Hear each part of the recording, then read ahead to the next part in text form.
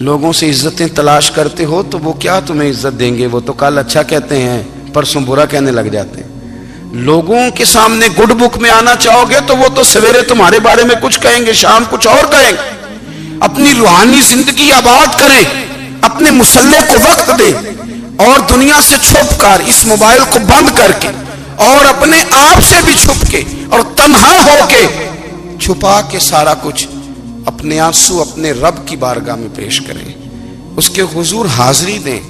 سنو نا ترمذی کی حدیث، اور اسے یاد رکھنا، نبی پاک علیہ السلام نے فرمایا اپنے دکھ لوگوں کے سامنے نہ بیان کرنا، سیٹھوں نوابوں کو نہ بتاتے پھرنا، دنیا داروں کے سامنے جا کے نہ رونا کہ میں تکلیف میں ہوں۔ فرمایا اگر دنیا داروں کو دکھ بتاؤ گے رب تمہیں کبھی غنی نہیں کرے گا۔ اور لوگ ہیں کہ الٹا مذاق اڑائیں گے آپ کی، جس سے بڑی پکی یاری ہے نا، پکی، وہ تب تک پکی ہے جب تک آپ نے 50,000 مانگا نہیں، اور جس وقت آپ نے کہہ دیا کہ میں مجبور ہوں میری مدد کر، تو پھر ختم ہو گئی دوستی۔ لوگوں کی تعلقات آپ کے ساتھ تب تک ہیں جب تک آپ ان سے کوئی ضرورت وابستہ نہیں کرتے۔ کریم محبوب فرمانے لگے بندوں کے سامنے دکھ نہ بیان کرنا، اللہ تجھے کبھی غنی نہیں کرے گا۔ تو اپنے دکھ اپنے رب کو بتا، تو دعائیں مانگ، تو اس کی بارگاہ میں حاضر ہو، تو اس کے حضور عرض کر۔ فرمایا اپنے دکھ اپنے رب کو بتا، وہ جلدی کرے یا دیر سے کرے تجھے ساری دنیا سے بے نیاز کر دے گا، تجھے کسی کا محتاج نہیں رہنے دے گا۔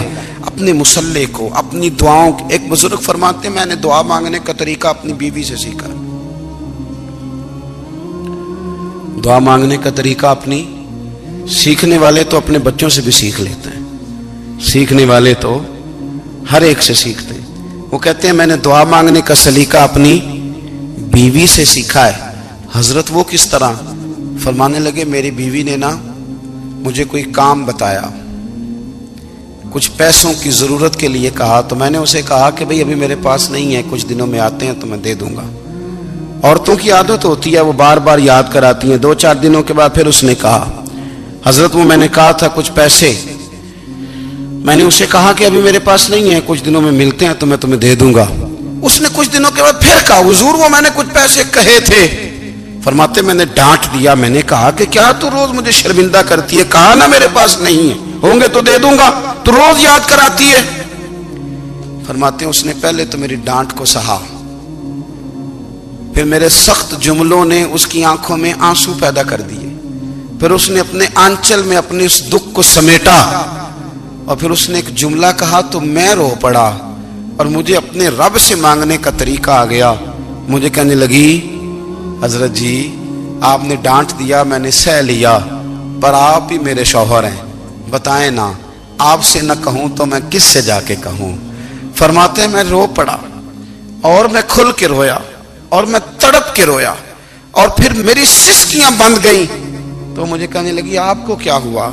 میں نے کہا مجھے بھی دعا مانگنی آ گئی ہے، جب میں اسے کہوں گا نا اللہ تو ہی میرا رب ہے، میں تجھ سے نہ کہوں تو میں کس سے جا کے کہوں؟ میں کیوں کسی بندے سے سوال کروں؟ میں کیوں کسی دنیا دار سے کہوں؟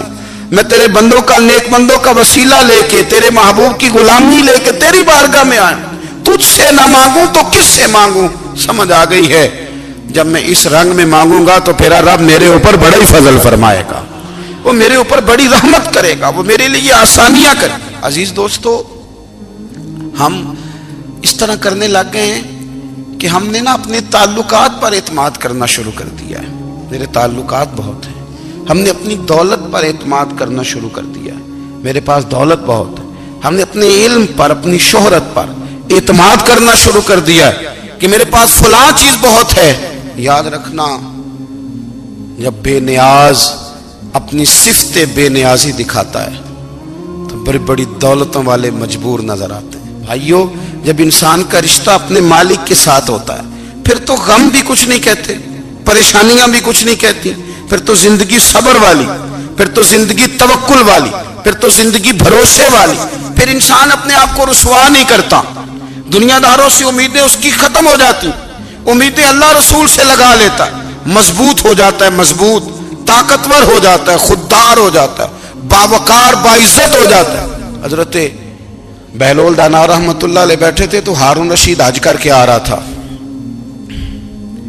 تو رستے میں حضرت شیخ سے ملاقات ہو گئی تو السلام علیکم کے بعد کہنے لگا حضور کوئی حکم ہو تو بتائیے گا. تو حضرت بہلول دنا فرمانے لگے تیرا رب کون ہے؟ اس نے کہا اللہ. تو فرمایا میرا کون ہے؟ کہا اللہ. فرمانے لگے تو بڑا ہی بیوقوف ہے، کیا تو یہ سمجھتا ہے کہ رب ہارون رشید کو تو دے گا اور بہلول دانا کو بھول جائے گا؟ تیرا بھی وہی رب ہے، میرا بھی وہی رب ہے. اس نے اگر تجھے دے کے آزمایا ہے تو ہو سکتا ہے مجھے نہ دے کے آزما رہا ہو. جب اس کی حکمت کے تقاضے ہوں گے تو عطا کرے گا اور دے گا. تو جا اپنا کام کر. بھائی اپنی روحانی زندگی، اپنی عبادات، اپنے وظائف، اپنے روزمرہ کے معاملات، اپنی دعائیں، اپنا استغفار. دیکھو کوئی مشکل کام تو نہیں 2 رکوع ہیں سورہ واقعہ کہ اگر رات کو پڑھ لی جائے تو. میں کس طرح یہ بات بیان کروں کہ تعویذ بانٹنا آسان ہے اور وظیفہ بتانا مشکل ہے. سارا دن تعویذ بانٹیں تو لوگ لینے کو تیار ہیں، اور اگر آپ وظیفہ بتائیں تو کہتے ہیں تو مشکل کام ہے. او خدا کے بندے، اگر آپ کا تعلق قرآن پاک کے ساتھ مضبوط ہو، قرآن پاک کے ساتھ اگر آپ کا رشتہ ہو، لوگ سفارشیں ڈھونڈتے ہیں نا دنیا میں کوئی تعلق مل جائے تو میرا کام ہو جائے. دنیا میں اتنا مشکل معاملہ ہے، آخرت میں مجھے بتائیے گا کتنا مشکل معاملہ ہوگا. میرے نبی پاک صلی اللہ تعالی علیہ وسلم نے فرمایا جو لوگ سورہ ملک پڑھا کرتے تھے نا، سورہ ملک، یہ سورت ملک قیامت میں ان کی سفارش کرے گی، اور اس طرح کرے گی کہ کہے گی اے اللہ یا اس بندے کو جنت میں داخل کر دے یا مجھے قرآن پاک سے علیحدہ کر دے. تو رب فرمائے گا جا اس کا دامن تھام کے اسے جنت تک پہنچایا. آپ بات کو سمجھیں، جب آپ کے تعلقات اپنے معاملات کے ساتھ مضبوط ہوں گے. یہ نبی کریم نے وعدہ کیا ہے کہ تو سورت واقعہ پڑھ تیرے گھر میں فاقہ نہیں آئے گا. حضرت عبداللہ ابن مسعود رضی اللہ تعالیٰ عنہ بیمار تھے تو حضرت عثمان غنی رضی اللہ تعالیٰ عنہ تیمارداری کے لیے تشریف لے گئے اور جا کر کے کہا کہ آپ بڑے بیمار ہیں، آپ کی بیٹیاں زیادہ ہیں، میں چاہتا ہوں کہ خزانے میں سے کچھ مدد کروں. تو سیدنا عبداللہ ابن مسعود رضی اللہ تعالیٰ عنہ اٹھ کے بیٹھ گئے اور کہنے لگے امیر المومنین، اللہ آپ کو میری طرف سے، میری بیٹیوں کی طرف سے بہتر صلہ دے. میری بیٹیوں کو کسی خزانے کی ضرورت نہیں، میں نے انہیں خزانہ دے دیا ہے. کہا جناب آپ نے کون سا خزانہ دیا ہے، میں آپ کے مالی معاملات کو جانتا ہوں. تو فرمانے لگے امیر المومنین، میرے نبی کریم نے فرمایا ہے جو سورت واقعہ پڑھے اسے کبھی فاقہ نہیں آتا. میں نے بیٹیوں کو یاد کرا دی ہے، یہ خزانہ میں نے انہیں دے دیا ہے. وہ سارے والدین سنیں جو بیٹیوں کے لیے پریشان رہتے ہیں. حضرت عبداللہ ابن مسعود نصیحت کر رہے ہیں، فرمانے لگے میں نے سورت واقعہ یاد بھی کرا دی ہے، پڑھنے کی عادت بھی ڈال دی ہے. حضور نے فرمایا ہے جو سورت واقعہ پڑھے اسے فاقہ نہیں آتا. کہنے لگے چاند تو اپنی جگہ چھوڑ سکتا ہے، سورج گر سکتا ہے، تارے ٹوٹ سکتے ہیں، پر مدینے والے رسول کی بات غلط نہیں ہو سکتی. حضور نے فرمایا فاقہ نہیں آئے گا تو انشاءاللہ کبھی بھی نہیں آئے گا. کرنے کا کام یہ ہے کہ ہم اپنے معاملات، اپنی عبادات، اپنی دعائیں کبھی 10 منٹ عادت ہو جائے نا دعا مانگنے کی علیحدہ سے رات کو. حضور نے فرمایا جو فرض نماز کے بعد دعا مانگے اللہ اس کی قبول کر لیتا ہے. نبی پاک صلی اللہ تعالی علیہ وسلم نے فرمایا اللہ مسافر کی دعا قبول فرماتا ہے. حضور نے فرمایا اللہ مظلوم کی دعا قبول فرماتا ہے. حضور نے فرمایا بیمار سے دعا کراؤ اللہ اس کی دعا قبول فرماتا ہے. میرے نبی پاک نے فرمایا ماں باپ جب بھی اولاد کے لیے ہاتھ اٹھائیں، ویسے تے بلے شاہ تو آسمانی اڑ دیا ہی پھڑ دیں، جڑا گھر بیٹھا انہوں بڑھیا ہی نہیں. حضور فرمانے لگے ماں باپ جب بھی اولاد کے لیے دعا فرمائیں اللہ ان کی دعا کو قبول کرتا ہے. آپ اپنا تعلق بنائیں دعا کے ساتھ، عبادت کے ساتھ، مصلی کے ساتھ رشتہ بنائیں، استغفار پڑھیں. صلاح الدین ایوبی صلیبی جنگوں میں تھے، رات کو مسجد اقصی میں نماز پڑھی تو پریشان تھے. ایک بزرگ سے ملاقات ہوئی تو وہ کہنے لگے کہ آپ بڑے پریشان ہیں. کہنے لگے حضور پریشان اس لیے ہوں کہ پہلے ہی مسلمان کمزور ہے، اب میں نے سنا ہے دشمن کا ایک بحری بیڑا وہ جنگی سامان سے بھرا ہوا آ رہا ہے، تو اب ان کے پاس اور تلواریں اور نیزے آ جائیں گے، مسلمانوں کے پاس پہلے ہی وسائل کی کمی ہے، پریشان ہوں کس طرح کر کے مقابلہ کریں گے. یہ بات کہتے ہی صلاح الدین ایوبی نے بزرگوں سے کہا حضور آپ بھی دعا کرنا. دعا کی بڑی طاقت ہے. میرے نبی پاک نے فرمایا دعا مومن کا ہتھیار ہے. دعا مومن کا، دعا مومن کا. حضور نے فرمایا تقدیر کو سوائے دعا کے کوئی چیز نہیں بدل سکتی. دعا مومن کا ہتھیار ہے. یہ کافر کے پاس کوئی نہیں، یہ ہتھیار ہے مومن کا. اللہ کرے آپ کو سمجھ آئے. پھر سنیں، کئی بار کہہ چکا ہوں یہ ہتھیار ہے. کافر کے مقابلے میں جو تیرے پاس سب سے بڑا ہتھیار ہے وہ دعا ہے. دعائیں کرانی چھوڑ دی، کرنی چھوڑ دی، لینی چھوڑ دی. حضرت سیدنا انس بن مالک رضی اللہ تعالیٰ عنہ فرمایا کرتے تھے میں نے وہ رنگ دیکھا ہے جب حضور دعا مانگتے تھے اور حضور کی مقدس آنکھوں میں آنسو بھی ساتھ ہی بہا کرتے تھے. میں نے وہ انداز دیکھا ہے. تو صلاح الدین ایوبی بزرگ سے کہنے لگے آپ بھی دعا کیجیے، اور خود رونے لگے اور سر سجدے میں رکھ کے رونے لگے اور عشاء سے لے کر فجر تک روئے، خوب روئے. صبح وہ بزرگ آئے تو صلاح الدین ایوبی کا خوبصورت اور ہنستا ہوا چہرہ دیکھا. کہنے لگے آپ بڑے خوش ہیں، رات تو میں نے بڑے روتے ہوئے دیکھا تھا. تو کہنے لگے حضور وہ جو بحری بیڑا آ رہا تھا نا وہ پانی میں ڈوب گیا ہے، اب وہ نہیں آ رہا. ابھی خبر آئی ہے تو میں بڑا خوش ہوں. بزرگ کہنے لگے اٹھ سینے سے لگ اور سن ایک بات، وہ بحری بیڑا پانی میں نہیں ڈوبا، وہ تیرے آنسوؤں میں ڈوب گیا ہے. وہ جو تو رات رویا ہے نا رب کریم کی بارگاہ میں تو وہ ڈوب گیا ہے. حضرت عائشہ صدیقہ رضی اللہ تعالیٰ عنہ فرماتی ہیں ایک عورت تھی اور اسے نبی پاک صلی اللہ تعالیٰ علیہ وسلم نے نا وہ کلمہ پڑھ کے مسلمان ہوئی، مدینہ طیبہ آ گئی تو حضور نے مسجد نبوی شریف میں اس کے لیے مکان، ایک سادہ سا کمرہ ساتھ مسجد کے بنوا دیا، وہیں رہنے لگی. اکثر وہ سیدہ طیبہ کے پاس آتی تو حضرت عائشہ صدیقہ رضی اللہ تعالیٰ عنہ فرماتی ہیں وہ بڑی باتیں سناتی اور آخر میں کہتی وہ ہار والا دن بھی بڑا عجیب دن تھا اور میرے رب کی قدرتوں کا دن تھا، وہ بھی بڑا عجیب دن تھا. سیدہ عائشہ صدیقہ رضی اللہ تعالیٰ عنہ ایک دن فرمانے لگی کہ تو ہار والے دن کا بڑا ذکر کرتی ہے، وہ کیا دن تھا؟ تو خاتون کہنے لگی اماں جی وہ دن تھا جب میرے رب پر بھروسہ اور مضبوط ہو گیا، جس دن میرا اپنے رب پر توکل اور بڑھا، میرے ایمان میں یقین میں اور پختگی آئی. کہنے لگی میں ایک گھر کی کنیز تھی، نوکرانی تھی. اس گھر میں ایک بچی تھی جس کے پاس سونے چاندی ہیرے جواہرات کا ہار تھا. اس زمانے میں نا چمڑے کے اوپر لوگ ہیرے جواہرات لگاتے تھے، کئی دفعہ سرخ رنگ کے چمڑے پہ لگائے جاتے تھے. وہ بچی پہنتی تھی تو کہتی ہوں بچی کے اس نے اتار کے رکھا یا اس سے گرا وہ ہار تو چیل اسے اٹھا کے لے گئی گوشت سمجھ کے اور میرے سامنے اٹھا کے لے گئی. گھر والوں نے مجھ سے پوچھا، یہ بخاری میں موجود ہے، گھر والوں نے پوچھا مجھ سے کہ وہ ہار کہاں ہے تو میں نے کہا چیل اٹھا کے لے گئی. گھر میں کچھ چوری ہو جائے تو سب سے پہلا الزام کس پہ لگتا ہے؟ ملازمین پہ. کہتے انہوں نے مجھے بڑا مارا، بڑی تکلیف دی، حتیٰ کہ میری شرمگاہ تک کی تلاشی لی، میری عزت اتنی خراب کی میں بتا نہیں سکتی. میں نے اپنی زندگی میں ایک واقعہ دیکھا، ایک امیر گھر میں چوری ہو گئی، ملازم کو اتنا مارا کہ وہ چارپائی پہ پڑ گیا. پولیس والوں سے اتنی مار پڑوائی گئی کہ وہ بیچارہ چارپائی پہ پڑ گیا اور پھر وہ اتنا بیمار ہوا اور کچھ دنوں کے بعد پتہ چل گیا کہ چور تو اپنا بیٹا ہے ان کا. پھر اس کا انتقال ہو گیا. اب وہ سیٹھ صاحب اور گھر والے آ کے نا مرنے والے کے کان میں معافیاں مانگ رہے ہیں، کان میں.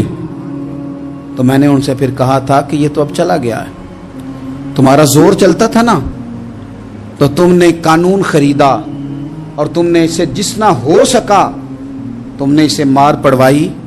تمہارے پاس جو عدالتیں تھی تم نے وہاں کاروائی کی، اب ایک عدالت قیامت کے دن لگے گی. یہ کمزور تھا نا، کچھ کر نہیں سکا.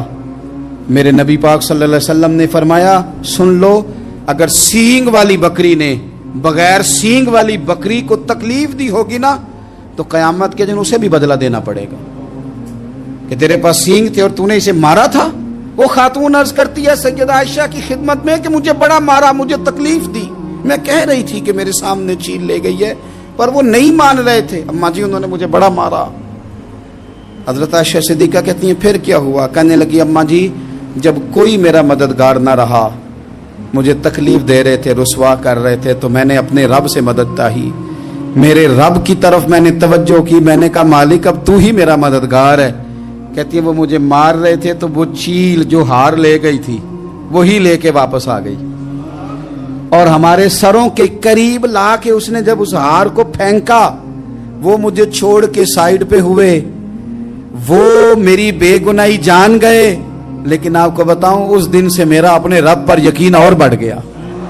मुझे समझ आ गई कि जब इंसान पूरा टूट जाता है और जब कोई चारों जानिब उसका मददगार नहीं होता, तो रब तो होता है ना, अल्लाह तो उसका मददगार होता है ना, वो तो फिर अपने उस बंदे की मदद करता है ना, फिर वो तो तवानाई देता है ना, वो तन्हा नहीं छोड़ता, वो तो आंसुओं वालों के आंसुओं पे बड़ा करम फरमाता है, वो तो कसम पुरसी में आ जाता है, उसकी रहमत बढ़ के इस्तकबाल कर लेती।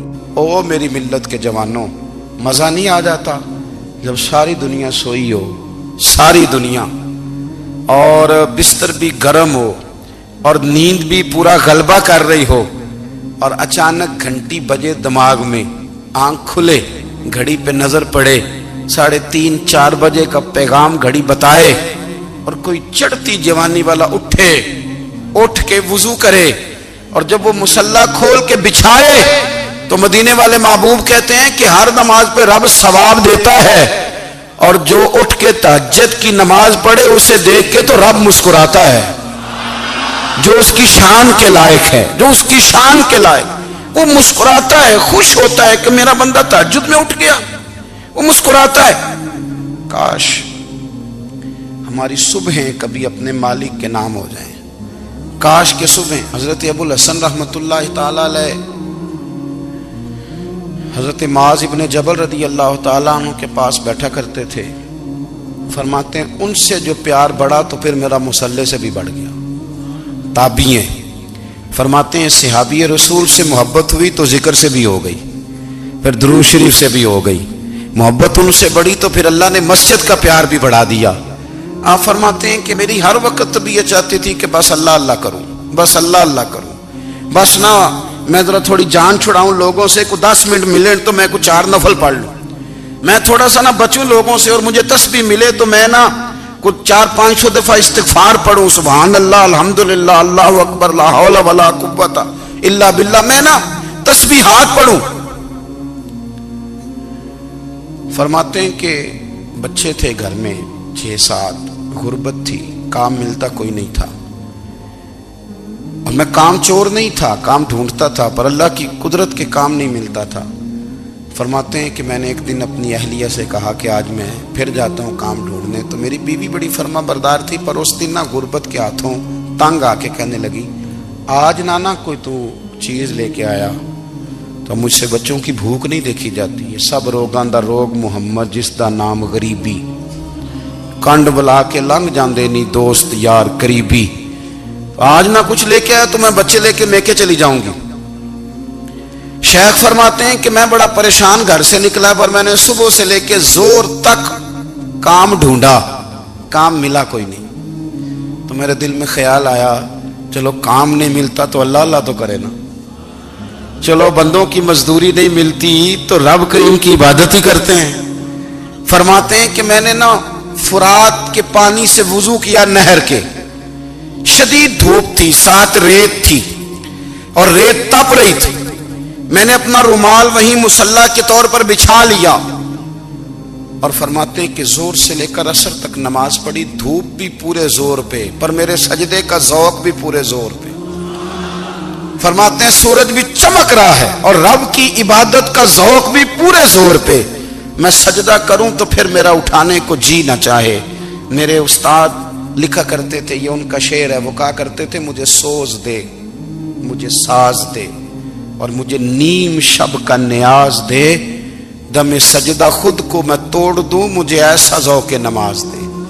और मैं तेरी बहार का फूल हूं, मैं खिला भी हूं तो तेरे लिए, मुझे मेरी शाख से तोड़ ले, मुझे अपनी जुल्फ का नाज दे।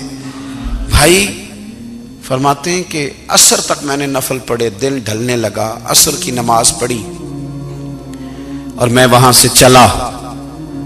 अब मैं जब निकलने लगा तो दिल में ख्याल आया कि छोटी छोटी दीवारें हैं घर की, बगैर कुछ लिए जाऊंगा तो बीवी दूर से देखेगी तो शोर करेगी कि फिर खाली हाथ आ गया है। कहते मैंने अपने उसी रुमाल में जिस पे मैंने नमाज पढ़ी थी ना, रुमाल में की आखी दे पंजाबी च साफा, कहते हैं उसी में ना मैंने कुछ रेत भर ली कि वो दूर से देखेगी तो समझेगी कुछ लेके आया है, चलो जाके उसे बता दूंगा कि आज फिर मजदूरी नहीं मिली।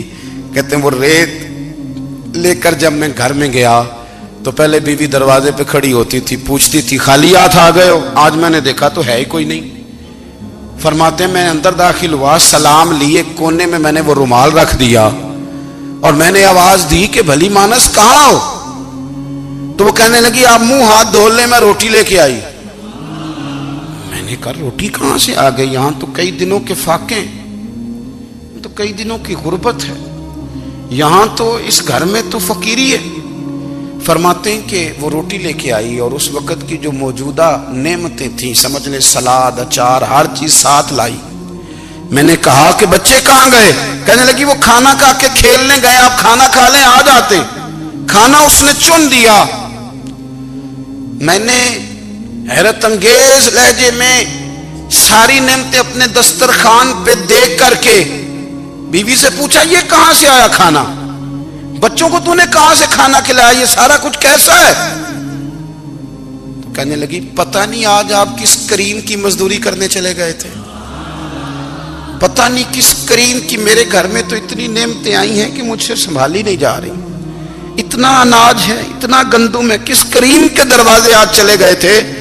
ये कहते कहते वो उठी और उठ करके कहने लगी पहले बड़ा कुछ आया था, अब क्या ले आए हो? और जा करके ना उसने वो रेत वाला रुमाल खोला, कहने लगे मैं तो लेके आया था रेत, तो मेरे रब ने उसे भी सोने और हीरे बना दिया था।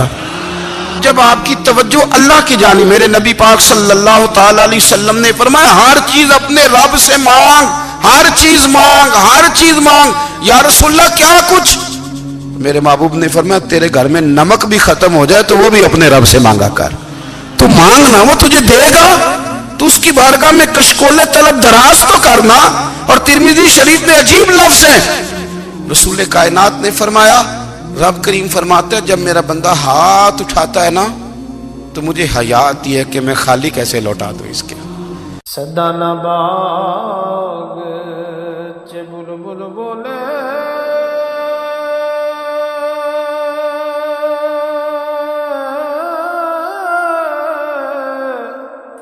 ते सदा ना बाग बहारा,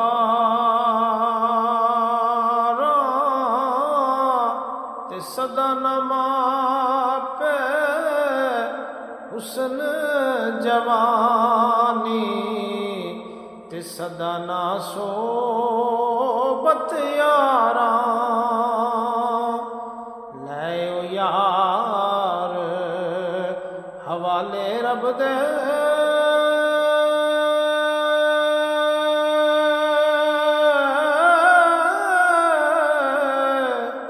अते मेले चार दिनां दे, उस दिन ईद मुबारक हो सी, ते जिस दिन फेर